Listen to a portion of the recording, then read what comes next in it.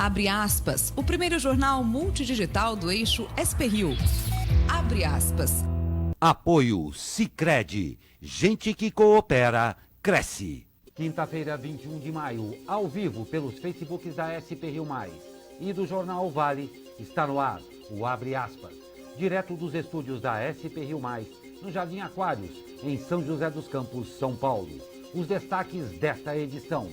Dória aponta a possibilidade de abertura gradual da economia a partir de 1º de junho. Cinemateca não tem cargo prometido por Bolsonaro a Regina Duarte. Brasil se aproxima de 300 mil casos de coronavírus. A doença já é a principal causa de mortes no país. RM Vale tem taxa de contágio maior que a Grande São Paulo. Estas e muito mais notícias na edição de hoje do Abre Aspas, logo após o comercial ao vivo. Fique com a gente.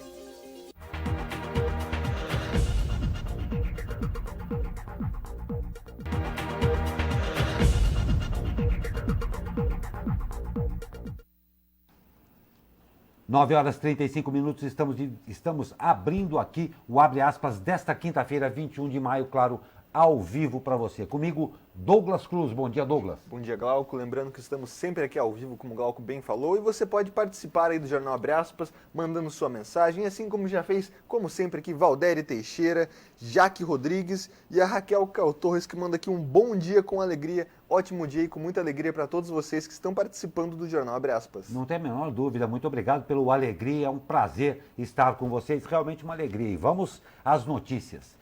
A economia do estado de São Paulo vai começar a ser reaberta a partir de 1º de junho. A informação foi dada pelo governador João Dória em entrevista à rádio Jovem Pan. Para planejar a reabertura, o governo estadual já mantém contato com os setores do comércio e serviços.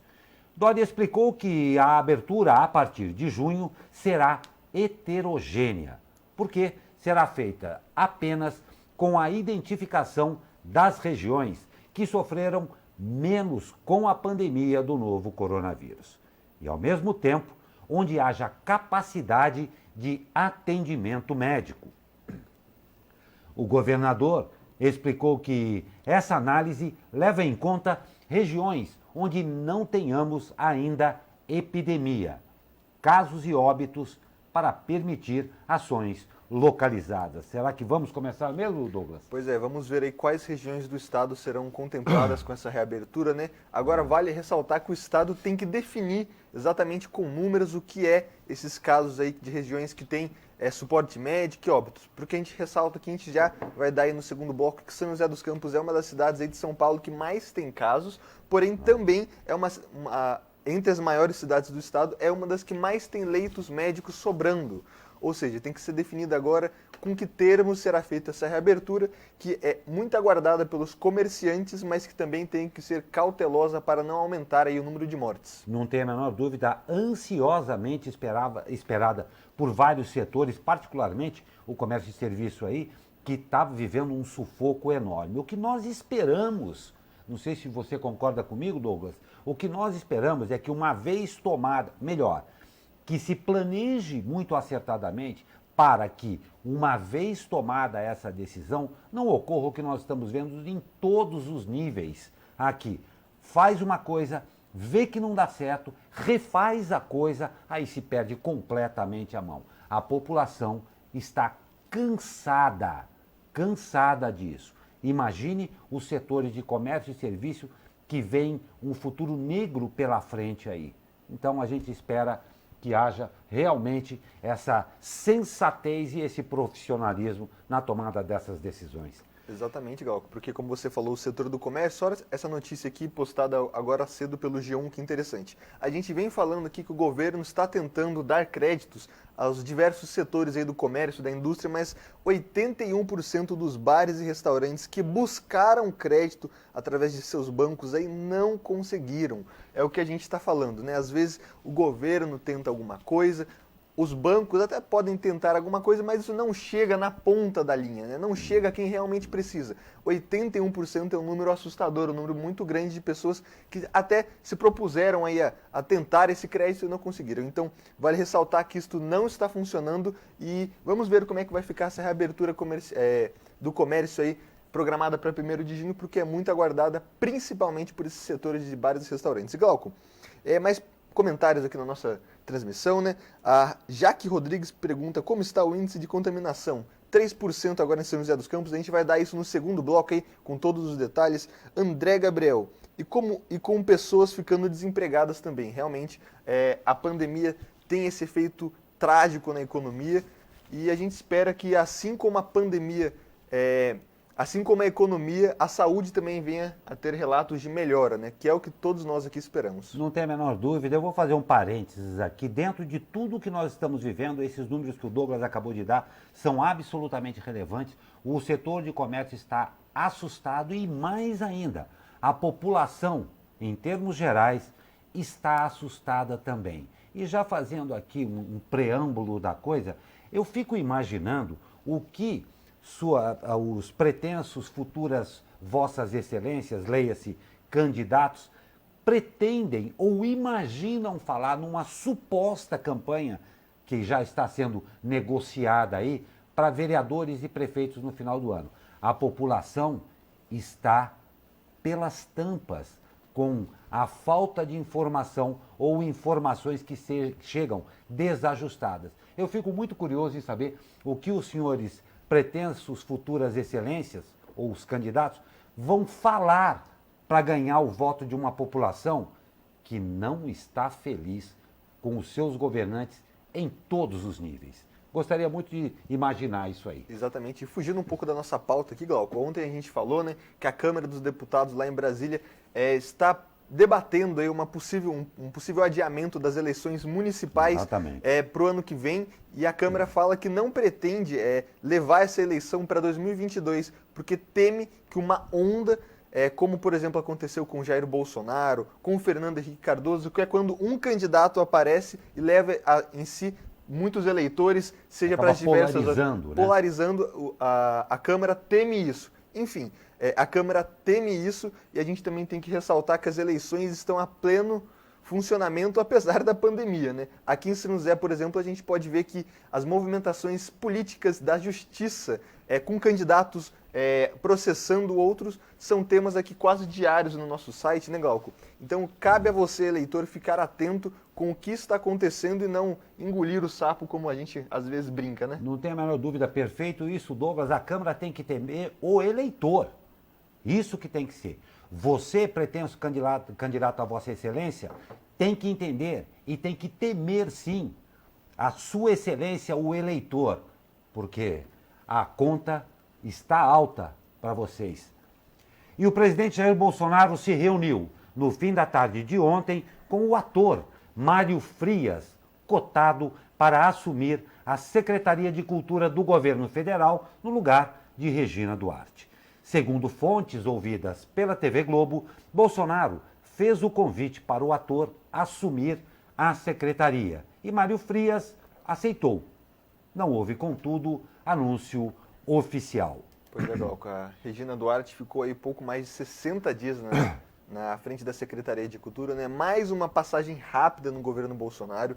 É uma passagem que foi muito conturbada, né? Também temos que dizer que os políticos aí de Brasília, os comentaristas de política dizem que Regina Duarte não tinha amplo apoio e também é muito difícil trabalhar quando você não tem apoio. Mas enfim, mais um nome cotado aí para assumir um integrante aí do governo Bolsonaro. Vamos ver como é que vai ser esse tratamento. Cabe agora trazer o currículo, né, de Mário Frias, ver se ele realmente tem conteúdo para assumir uma secretaria tão importante como a da cultura, que a gente sabe que com a pandemia a cultura, assim como o comércio, também está sendo muito afetada, né? Não pode haver shows, os artistas aí não estão tendo lucro, renda, enfim. Em meio à pandemia, mais uma troca, esperamos para ver como é que vai ficar esse cenário na cultura. Pois é, bem observado, todos estamos sofrendo. Portanto, não vamos querer puxar a brasa para a nossa sardinha. Por vezes, a gente vê todo esse trâmite dentro do mundo cultural, dentro do governo e tal. A cultura muito, como o Douglas disse, extremamente importante para o nosso Brasil, mas nem um pouco mais importante do que tantas outras que ditam a vida de boa parte da população. Então, fora os extremismos, citar um ponto aqui, estamos vivendo de vaquinha, vamos nos guardar ao que procede. E olha só essa notícia. O presidente Jair Bolsonaro anunciou que a atriz Regina Duarte irá para a Cinemateca Brasileira, responsável aí pela preservação e difusão do patrimônio audiovisual brasileiro. No entanto, o cargo prometido por Bolsonaro não existe. A Cinemateca Brasileira deixou de ser administrada diretamente pelo governo federal há 4 anos, quando teve sua gestão transferida para uma organização social, a ACERP, a Associação de Comunicação Educativa Roquete Pinto. Segundo a reportagem da Folha de São Paulo, só haveria 3 possibilidades para a Cinemateca. Primeira, seria a sua contratação pelo próprio governo para a coordenação geral da Cinemateca, um cargo de confiança. Segundo, a contratação de Regina por parte da ACERP. E a última seria a ruptura com o modelo de gestão e o retorno da Cinemateca à administração federal. Seja qual dos meios escolhidos, o governo precisa antes resolver a situação da Cinemateca, ameaçada por falta de recursos. Até este mês, o governo Bolsonaro não depositou nenhuma parcela do repasse anual de 12 milhões de reais à organização. Antes de fazer o meu comentário, Glauco, eu vou ler aqui as participações. Eulália Ferreira mandando bom dia. O Diego Santana mandando aqui sua opinião sobre a reabertura do comércio de São José dos Campos. A Jaque Rodrigues comentando que estará de olhos aí nas campanhas. Eugênia Minicucci mandando bom dia. O Jefinho aqui mandando sua opinião. Renata Aparecida, então, pergunta, né? Bom dia. Então, se o cargo não existe, como vai ficar essa história? É o que todos queremos saber. Eu quero ressaltar aqui o papel da imprensa. Não é a primeira vez que a imprensa, que muitas vezes é taxada aí de mentirosa pelo presidente, acaba trazendo o quê? Informações ao próprio governo, né? Jair Bolsonaro amplamente aí ontem disse que Regina Duarte não seria demitida, que ela iria só trocar de cargo, mas ele nem sabia que esse cargo não é uma atribuição do governo federal. E muito menos, pelo visto, sabia aí que mais de 12 milhões não haviam sido repassados à Cinemateca. E quem denunciou isso, quem fez uma apuração, foi um jornal, a Folha de São Paulo, que tanto é criticada pelo presidente Jair Bolsonaro.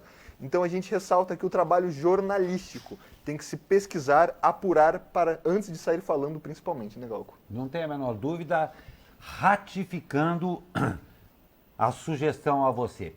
Preste atenção ao seu candidato eleito, o que ele diz, se diz alguma coisa, e mais uma vez ao pretenso futuro Vossa Excelência, que já está de olho no seu voto. Preste muita atenção. E o presidente Jair Bolsonaro tem uma reunião na manhã de hoje com os governadores dos estados e do Distrito Federal. Os governadores devem tratar sobre a ajuda federal a estados e municípios e a necessidade de critérios científicos para a adoção de medidas de enfrentamento ao novo coronavírus. O governador de São Paulo, João Dória, declarou que os chefes dos executivos estaduais estão abertos ao diálogo e buscam proteger a vida da população. Pois é, Glauco, o ministro da Economia, Paulo Guedes, comentou sobre a possível reunião aí, né? Afirmando que essa reunião entre o presidente Jair Bolsonaro e os governadores é uma grande oportunidade de pacificar as relações e manter aí a cooperação. A conversa será aí por meio de videoconferência a partir das 10, né? E ele comentou aqui, o Paulo Guedes: estamos em um momento delicado do país. Vamos ver do que somos feitos. Pois é, a gente não gostaria, mas a gente tem que relembrar que na primeira reunião entre governadores tivemos um embate muito sério feito entre o presidente Jair Bolsonaro e o governador João Dória. Não traz a nós aqui decidir quem foi que começou essa discussão, mas enfim, vamos ver do que somos feitos hoje. Temos mais uma oportunidade de pacificar, de se reunir, de se unirmos aí contra essa pandemia. Vamos ver do que somos feitos hoje nessa reunião. Não tem problema, eu acho maravilhoso a grandiloquência das frases de efeito usadas pelos pseudos intelectuais aí. O problema é que nós queremos eficiência. Isso daí nós não estamos vendo. E o Brasil superou a marca de 18 mil mortes decorrentes do coronavírus.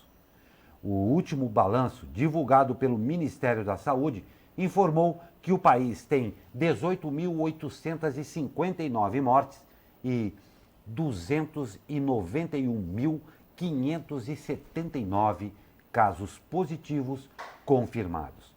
Em 24 horas, foram acrescidos 19.951 novos casos, um recorde diário. De acordo com a pasta, há 116.683 pacientes recuperados. E a pandemia do novo coronavírus se tornou a principal causa de mortes por dia no Brasil. A Covid-19 superou a média de óbitos diários por câncer, que no ano passado matou mais de 230 mil pessoas, e por doenças isquêmicas do coração. Pois é, essa notícia é interessante para a gente frisar que a gente não, mais uma vez, a gente não gosta de trazer essas notícias. Exatamente. Que o coronavírus mata mais que o câncer. A gente não gosta de trazer essas notícias, mas a gente tem que divulgar sim. Muitas fake news aí estão sendo espalhadas dizendo, mas no ano passado morreu mais gente de doenças respiratórias. Não, isso não é fato. Se você acessar e fizer uma pesquisa, não precisa acreditar na gente. Você pode fazer sua pesquisa aí no site do Ministério da Saúde, tem aí o registro oficial dos cartórios aí com o número de mortes, enfim.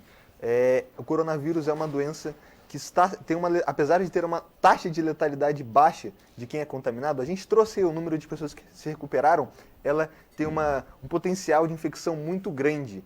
Então ela está matando mais que o câncer, isso é muito perigoso e a gente ressalta que se puder fique em casa e obrigatoriamente tome aí as medidas individuais, como lavar as mãos, usar máscara, isso dá para fazer, né? Pois é o mínimo. Cada um fazendo o mínimo, todos acabam melhores. O Ministério da Saúde apresentou ontem um novo protocolo para uso da cloroquina e seu derivado, hidroxicloroquina. De acordo com o documento divulgado pela pasta, cabe ao médico a decisão sobre prescrever ou não a substância, sendo necessária também a vontade declarada do paciente com a assinatura do termo de ciência e consentimento. O governo alerta que, apesar de serem medicações utilizadas em diversos protocolos e de terem atividade in vitro demonstrada contra o coronavírus, ainda não há resultados de ensaios clínicos multicêntricos, controlados, cegos e randomizados que comprovem o benefício inequívoco dessas medicações para o tratamento da Covid-19. Ressaltando aí, a automedicação nunca é indicada em nenhum medicamento. Então, assim como a cloroquina, né, a indicação do Ministério da Saúde não é que você saia aí até a farmácia e compre e se automedique. Isso pode trazer sérios danos à saúde, né? Mas, enfim, temos aqui mais comentários, né? A Simone Vilas Boas manda aqui, bom dia, queridos. A Renata Aparecida dá a sua opinião sobre essa possível aí entrada da Regina Duarte na Cinemateca. A Simone Vilas Boas também comenta que está otimista sempre. A gente também tenta ser otimista aqui. Muito obrigado, Simone. Sheila de Moraes manda aqui, bom dia. E olha aqui, Luizão, sempre querido aqui, manda, aqui em Cruzeiro vê as verbas, mas cerca de 9 milhões, mas nada se vê. Pois é, Luiz, cabe a você aí também cobrar aí do seu prefeito, dos seus vereadores, cada um fazendo a sua parte, né, Glauco? Não tem a menor dúvida, vamos bater muito e sempre isso daqui. Olho neles, olho neles. E vamos continuar na esfera federal. A defesa de Fabrício Queiroz, ex-assessor do senador Flávio Bolsonaro, foi informada em agosto do ano passado sobre a existência de um inquérito sigiloso da Polícia Federal no Rio de Janeiro que mencionava o policial militar. Nessa investigação, Flávio e Queiroz são citados em relatório federal do COAF sobre movimentações suspeitas. Nenhum dos dois, contudo, é alvo de investigação. As circunstâncias do acesso a esse caso são semelhantes àquelas denunciadas pelo empresário Paulo Marinho, suplente de Flávio no Senado. Pois é, acompanhamos mais uma novela, né? Vamos acompanhar essa investigação de polícia em meio à pandemia do coronavírus, né? Em meio à pandemia, que é triste, né? A gente ressalta aqui que está acontecendo uma pandemia, problemas na saúde dos mais diversos, e a Polícia Federal está investigando aí o senador Flávio Bolsonaro. Enfim, triste que isso tudo tenha que acontecer neste momento, né? Não tem a menor dúvida, nós vamos encerrar o primeiro bloco aqui, vamos para um rápido comercial, voltamos ao vivo com notícias aqui também da região. Fique com a gente.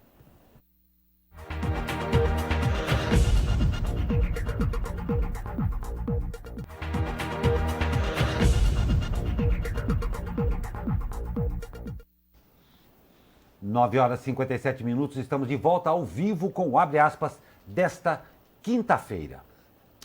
E a região metropolitana do Vale tem taxa de contágio da Covid-19 superior à da Grande São Paulo, epicentro aí da doença no país. Entre 30 de abril e 18 de maio, o percentual de casos confirmados na Grande São Paulo registrou 108% de aumento. Segundo aí o governo estadual, no Vale do Paraíba, o crescimento foi de 166% no mesmo período, passando de 572 casos confirmados para 1.522. Segundo o estado, o aumento foi superior à da capital em todas as 15 regiões administrativas paulistas, o que mostra um crescimento exponencial da doença no interior paulista. Abre aspas. É um alerta com a preocupação da aceleração do contágio do coronavírus no interior do estado e também no litoral, afirmou o secretário de Desenvolvimento Regional, Marco Vignoli. Todas as cidades acima de 15 mil habitantes no estado já têm o coronavírus neste momento, completou Vignoli. Pois é, ontem a gente teve um movimento muito grande aqui no Jornal Abre Aspas, noticiando o feriado, mega feriadão que foi proposto aí pelas cidades aí da capital, da Grande São Paulo, pelo estado de São Paulo, que atingiu aí o nosso litoral norte, né? Ontem as cidades do litoral norte, Caraguatatuba, São Sebastião, Ubatuba, Ilhabela, Campos do Jordão, aqui na Serra da Mantiqueira, fizeram as barreiras sanitárias, mas a justiça impediu aí oficialmente que as pessoas fossem impedidas de entrar na praia. E a gente teve aí uma matéria muito interessante divulgada pela Prefeitura de Caraguatatuba, que anotou aí que as pessoas que estavam com placa de São Paulo, ou seja, estavam vindo da capital, davam motivos e razões esdrúxulas para viajar até agora Caraguatatuba, como, por exemplo, estou indo dar água para o meu cachorro que faz um mês que eu não vejo. Então, assim, a gente ressalta que o Vale do Paraíba, o litoral norte, tem essa taxa de contágio já acelerada, o que indica que a doença está se disseminando para o interior, o que é preocupante, porque a gente sabe que o interior, infelizmente, tem uma condição de saúde pior do que da capital, mas, enfim, as medidas têm que ser tomadas para evitar isso aí. E esse mega feriadão, pelos que números indicam, não ajudou principalmente o interior. Nossa, não, é muito triste isso, não é, Douglas? E mais triste ainda é a gente verificar que ainda existe uma parcela da população, graças a Deus está diminuindo aí, do famoso eu sou mais esperto, eu sou mais esperta. O famoso eu vou levar vantagem em tudo ou eu vou dar um jeito. É lamentável a gente verificar numa situação dessa pandemia, da gravidade disso, que ainda existem seres humanos, no caso, brasileiros e brasileiras, que ainda usam este expediente. Triste, né, Douglas? Pois é, em São Sebastião, a prefeitura teve que fisicamente barrar as entradas da praia, colocar areia para o pessoal não conseguir passar, porque tinha gente entrando nas praias. Ou seja, é uma medida extrema, né? É uma medida aí que a gente pode colocar no último nível, porque a gente avisa, a prefeitura conscientiza, a prefeitura estava fazendo uma barreira, ou seja, quando você entrava na cidade, a prefeitura falava, olha, não é para vir aqui para a praia, e o pessoal estava indo para a praia. Daí chega aí na última medida, que é uma medida física, você tem que colocar uma barreira para o pessoal não adentrar a praia. Triste, muito, muito triste. E como eu acabei de falar aqui na última matéria, a região metropolitana do Vale ultrapassou a marca de 1.500 casos confirmados do novo coronavírus. O número foi atingido nesta quarta-feira, segundo dados das 39 prefeituras da região. Dentre os 1.552 positivos, São José dos Campos é responsável por pouco mais de um terço destes diagnósticos, com os 553 casos confirmados. A cidade também é a que mais registrou mortes, com 29, tendo mais uma confirmada ontem. A vítima foi um homem de 58 anos que estava internado desde o dia 11 em um hospital privado. A segunda cidade com mais casos confirmados é São Sebastião, com 320. Na sequência, Jacareí, com 117, Caraguatatuba, 114 e Taubaté, 79. Na região, 31 das 39 cidades já possuem casos confirmados, além dos 68 óbitos também já atestados. Esse número aí ressalta, né, Glauco, que agora, nesse momento, a doença começa a sair da capital para o interior. Das 39 cidades da nossa região, 31 já têm casos confirmados e todas já têm casos suspeitos. São aí cerca de 68 óbitos aqui na nossa região. Então temos que ficar atento principalmente nesse momento. A gente sabe que não falo só pelos outros, falo por mim também. A tendência nesse momento é relaxar. A gente já está muito tempo isolado, já está muito tempo com a quarentena e a nossa tendência normal é começar a relaxar nas medidas, mas não. Esse é o momento que a gente tem que tomar mais cuidado, porque é agora que o vírus começa a chegar intensamente aqui na nossa região. Muito bem lembrado, Douglas, muito bem lembrado. E esta é uma característica que, como Douglas, eu me incluo. Nós brasileiros tendemos a relaxar. Não é o momento de relaxar. Vamos todos cumprir a nossa parte. E a Prefeitura de São José dos Campos realizou esta semana a segunda pesquisa com testes rápidos para mapear o grau de contaminação do coronavírus na população da cidade. O resultado mostra que 3,1% dos entrevistados tiveram contato com o vírus. Se levarmos em conta aí os números do IBGE, que apontam que São José dos Campos tem 720 mil habitantes, este índice aponta cerca de 22 mil pessoas. O resultado é o mesmo da primeira testagem, realizado no mês de abril. O secretário de Saúde, Danilo Stanzani, acredita que isso mostre que o índice de contágio esteja lento na cidade. Foram aplicados 450 testes rápidos para traçar um mapa estatístico do município. O trabalho foi feito pelo Instituto Indisat, especializado em indicadores de serviços públicos em todo o país, com o auxílio de profissionais da Secretaria de Saúde de São José dos Campos. A margem de erro é de 4%, para mais ou para menos, e a confiabilidade de 95%. O resultado da primeira pesquisa foi um dos pontos usados pela administração municipal para tentar implantar o isolamento seletivo na cidade. A Justiça, entretanto, suspendeu o decreto municipal. Glauco, vou ler um comentário aqui muito interessante.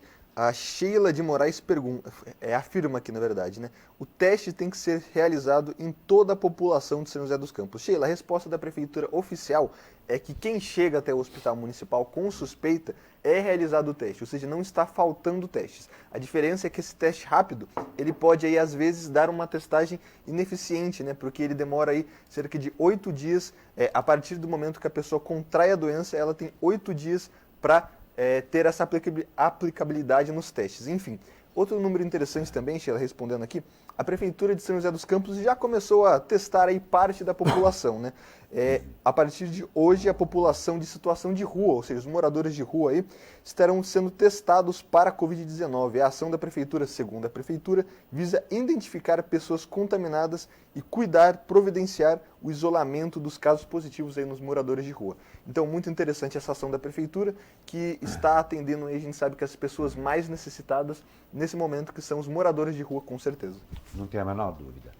E o Ministério Público instaurou um inquérito para apurar 2 denúncias de supostas irregularidades em compras feitas pela Prefeitura de São José dos Campos para o enfrentamento da pandemia.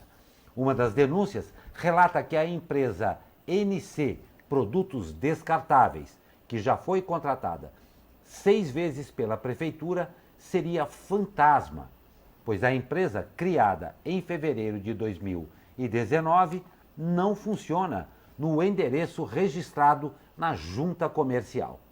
A reportagem tentou contato com a empresa, mas o telefone registrado como sendo da NC é, na verdade, de uma terceira empresa, um escritório de contabilidade.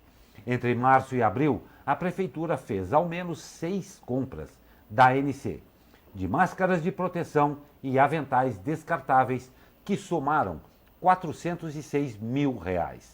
A segunda denúncia, feita pelo vereador Wagner Balieiro, do PT, argumenta que entre os dias 16 e 25 de março, a prefeitura fez compras com valores diferentes por unidade de máscara de proteção, variando de R$ 3,00 a R$ 5,40. Valor que novamente foi alterado alguns dias depois, chegando a menos de R$ 1,00 por máscara. Por máscara.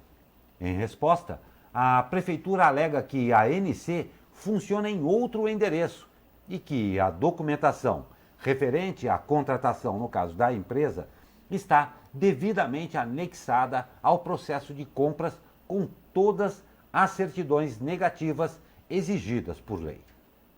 Sobre a segunda denúncia, a prefeitura alega que, devido à pandemia, o consumo de máscaras aumentou de forma abrupta, forçando a prefeitura a se adequar de maneira muito rápida. No entanto, foi verificado no momento das aquisições preços acima daqueles antes praticados e que, por cautela, efetuou compras em pequeno volume. O inquérito foi instaurado no dia 13 de maio pela promotora Ana Chame. No dia 15, o Ministério Público encaminhou uma série de questionamentos à Prefeitura e agora aguarda pela resposta. Sério isso, né, Douglas? Pois é, uma notícia, como você pode ver, um pouco mais grande, né? Porque uma denúncia tem que ser aí colocado todos os lados na mesa, né? Então a gente tem uma denúncia feita aí pelo vereador, que é o papel do vereador cobrar e verificar o que a administração do Executivo está fazendo. O Ministério Público também está fazendo sua função de vistoriar e investigar, e a Prefeitura aí está respondendo aqui como deve sim fazer com a mídia, né? Dando a resposta para a mídia, que é quem está veiculando essa notícia. Enfim, agora nós temos que aguardar os trâmites e a justiça que confira quem está certo e quem está errado nessa história. Não tem a menor dúvida. Eu vou pedir uma atenção especial para você agora com relação à notícia que eu vou ler para você agora. Bastante atenção. É um relato praticamente absurdo vindo aí do litoral norte. João Marcos de Oliveira, de 74 anos, morreu por Covid-19 e foi enterrado de caixão lacrado. Horas após o sepultamento, a família foi avisada que havia sepultado uma outra pessoa. A confusão foi desfeita depois que a filha de João, Graziela Oliveira, fez o reconhecimento do corpo do pai, que ainda estava no hospital. Ao todo, 3 famílias tiveram os parentes trocados, de acordo com o relato dela. João Marcos estava há 10 dias internado no Hospital Estela Maris de Caraguatatuba, com coronavírus. Ele não resistiu e morreu na segunda-feira. O enterro foi marcado para amanhã de terça e, com os procedimentos de segurança, o caixão seguiu lacrado e não houve velório. Horas após o enterro, a filha de João recebeu uma ligação do hospital pedindo que ela fosse até a unidade e, quando chegou, recebeu a notícia de que os corpos tinham sido trocados. A troca só foi percebida porque, depois do sepultamento do pai, uma outra família faria o velório de uma pessoa que não havia morrido com o vírus. O caixão, no entanto, estava fechado e, ao abrirem, perceberam que o morto não era familiar. No cemitério, a funerária desenterrou o que seria o caixão do pai de Graziella, acreditando que a troca havia sido entre eles. Mas ao abrir, perceberam que se tratava ainda de uma terceira pessoa. Graziella foi até a Santa Casa fazer o reconhecimento. E após o sepultamento correto do pai, ela ainda foi orientada a fazer o isolamento domiciliar por ter entrado na UTI reservada aos pacientes com o vírus. Abre aspas. Para agora, Graziella. Meu pai morreu sem contato comigo. Enterrar alguém sem se despedir é doloroso. Agora, eu ainda tenho que me isolar e ficar sem o apoio de ninguém em um momento como esse. A Prefeitura de Caraguatatuba informou que acionou a unidade de saúde para que fosse aberta, vê se você já não ouviu isso, aberta uma sindicância para apurar o caso. Desculpe, a matéria foi um pouco longa, né, Douglas? Difícil até para nós que lemos, para eu que li a vocês, sei que é difícil entender. Agora, o que eu posso dizer, não vou falar de competência e tal, um caso profundo de desumanidade. Problemas temos agora. Abrir uma sindicância fácil e conveniente a resposta. Não sei o que você acha, Douglas. Pois é, Glauco, eu quero ressaltar aqui que muitas vezes nós estamos tratando, eu digo nós no geral, todos nós aqui da população, tratando esses números como somente números.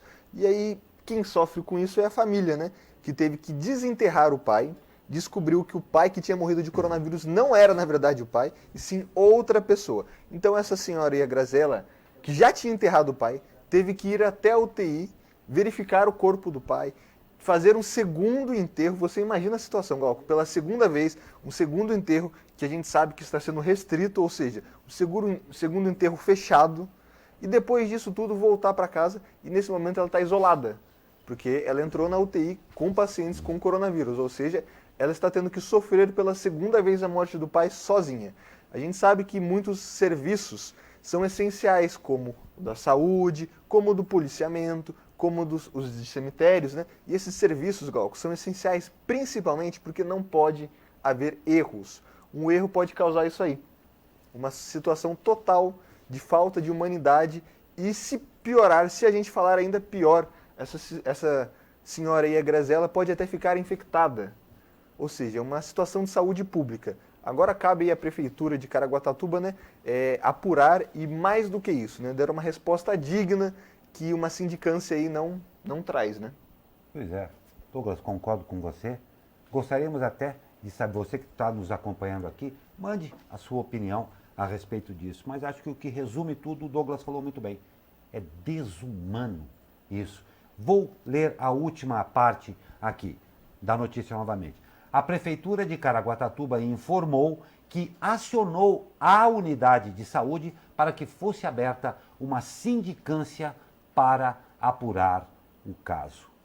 Fácil, tranquila a resposta por parte do poder público, que tem a responsabilidade legal e de humanidade de dar uma resposta a mais do que uma sindicância que provavelmente deve acabar em nada.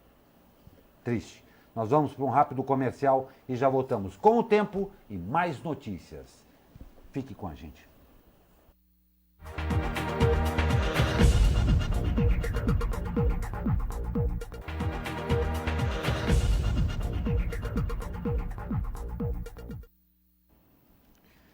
Dez horas e 17 minutos, voltamos ao vivo com o Abre Aspas desta quinta-feira. Eu ainda estou meio chocado com a notícia anterior, mas vamos saber como é que fica o tempo. Parece que hoje esquenta, mas o friozinho, para desespero de algumas pessoas, está chegando. Vamos saber como é que fica o tempo com ele, que sabe tudo disso daí.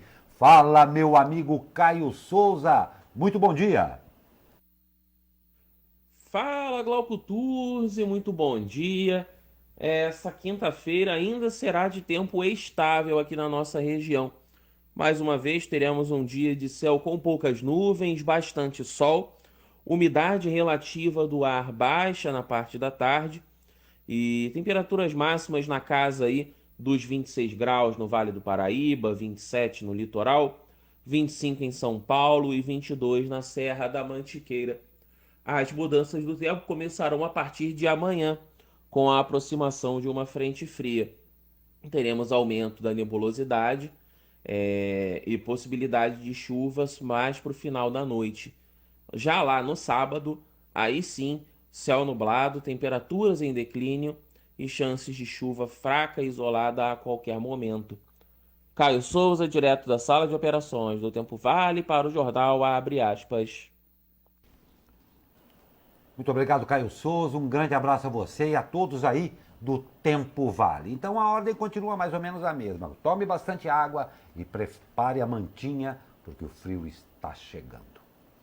E olha só, o Enem será adiado de 30 a 60 dias em relação ao que foi previsto nos editais, de acordo com decisão do Instituto INEP e do Ministério da Educação. Inscrições do Enem vão até amanhã. Os candidatos que estiverem com Covid-19 nos dias da prova poderão fazê-la em outra data. E conforme matéria de O Globo, a decisão ocorre depois do governo enfrentar questionamentos judiciais cobrando o adiamento da prova por causa dos efeitos da pandemia que levaram aí as escolas a suspender as aulas presenciais. O debate sobre o adiamento da prova chegou ao Congresso na terça-feira, lá dia 19. O Senado aprovou o projeto que adia o Enem e o texto seguiu para a avaliação da Câmara dos Deputados. Muito importante a gente frisar que a inscrição tem que ser feita até amanhã. O Enem foi adiado, então você aí que está se preparando há muito tempo, não perca a data de inscrição, é até amanhã. Exatamente. Notícias internacionais. O governo do Chile estendeu nesta quarta-feira por ao menos uma semana o lockdown imposto na região metropolitana de Santiago, capital do país. A medida é uma resposta ao aumento do número de casos de coronavírus na capital, que é o epicentro da pandemia no país. A cidade tem mais de 40 mil casos confirmados e o Chile soma aí no total 53.617 casos e 544 mortes. E o número cresce diariamente. Em meio à crise sanitária, a cidade também tem enfrentado uma onda de protestos, principalmente nos bairros mais pobres. Nesta quinta-feira, um ato pacífico já aconteceu em La Pintana, no sul de Santiago. Desafiando a ordem para ficar em casa, os manifestantes, em sua maioria mulheres, reclamaram da falta de trabalho e de comida. Eles também acusaram o governo do presidente Sebastián Piñera de não fazer o suficiente para ajudar os mais pobres durante a pandemia. E no Peru, o número de casos confirmados de Covid-19 superou os 104 mil, informou o Ministério da Saúde. O número de casos confirmados no Peru é o segundo maior da América Latina, atrás do Brasil, e dobrou em 2 semanas, sobrecarregando hospitais e levando à escassez de medicamentos usados no tratamento da infecção pelo novo coronavírus. Pois é, Glauco, a gente tem que ficar atento às notícias internacionais, porque aqui no Brasil a gente tem a nossa receita aqui para o coronavírus. E muitas vezes aí esses países estão sendo usados politicamente para falar como tratar o vírus. Por exemplo, a Suécia, que tem sido amplamente defendida pelo presidente Jair Bolsonaro, que estava sendo usado como um bom exemplo de disseminação do vírus. Olha que interessante, Glauco. Na verdade, é um dos piores países. Se você for pegar aí a taxa de mortos por milhão, a Suécia aparece entre os primeiros do mundo, com uma taxa de 6,8 mortos por 1 milhão de habitantes. Para você citar um exemplo, o Reino Unido vem com 5,57 por milhão, Estados Unidos, que é o recordista, 4,11 e o Brasil 3,74. Então, apesar de se tratar de um país pequeno, você vê os números com poucas mortes. Mas se você for pegar aí a porcentagem por milhão, é o país que está entre os primeiros. Então a gente tem que ficar atento, principalmente a esse caso do Peru, que é um dos nossos países aqui próximos, que está vendo dobrar os números em poucas semanas. Atenção. Vamos falar de esporte um pouco para dar uma quebrada no ritmo aqui, né? O secretário-geral da Confederação Brasileira de Futebol, Walter Feldman, espera que os campeonatos possam ser retomados no país entre o fim de junho e o início de julho. Feldman destacou que o Campeonato Brasileiro pode ter todos os jogos com portões fechados e ser concluído apenas no começo de 2021. Segundo ele, a volta da Liga na Alemanha no fim de semana deu uma esperança ao futebol mundial e mostrou aí uma perspectiva animadora.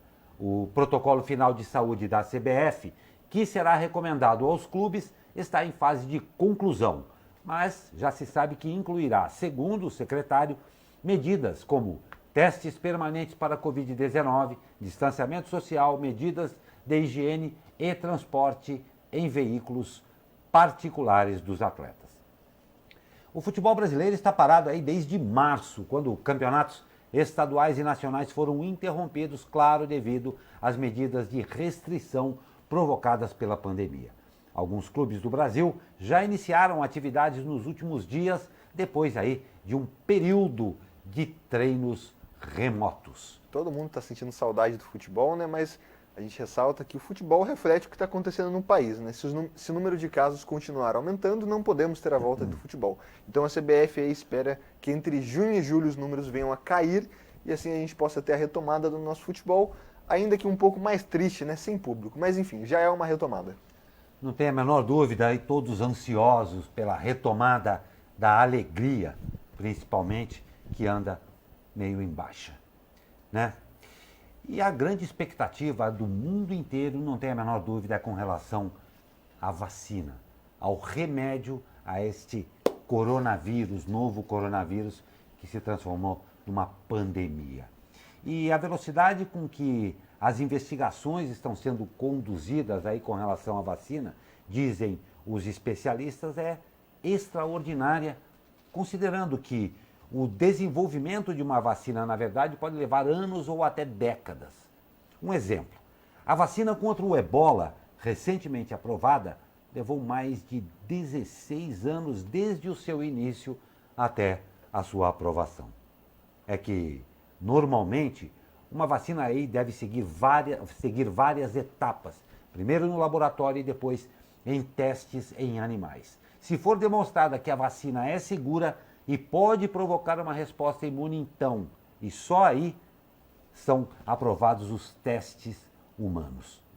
Estes testes ainda são divididos em 3 fases, primeiro com um pequeno número de participantes, em seguida com um número maior de pessoas e grupos de controle para medir o quão seguro é a vacina e quais as doses mais eficazes. No entanto, com relação ao coronavírus, depois de apenas 3 meses, entre as mais de 90 equipes científicas que trabalham com uma vacina contra a Covid, já existem aí 6 candidatas que atingiram uma meta importante nesta corrida: o teste em humanos. Uma prova aí de que o ser humano, quando dedicado, quando quer, quando tem os recursos, é capaz sim de enfrentar grandes desafios com efetividade e com sucesso, não é, Douglas? Pois é, Glauco, a gente está frisando aqui, a gente acabou lendo nessa edição uma notícia triste de Caraguatatuba, que houve um erro aí no sistema de saúde, que 3 corpos de mortos foram trocados, uma notícia muito triste.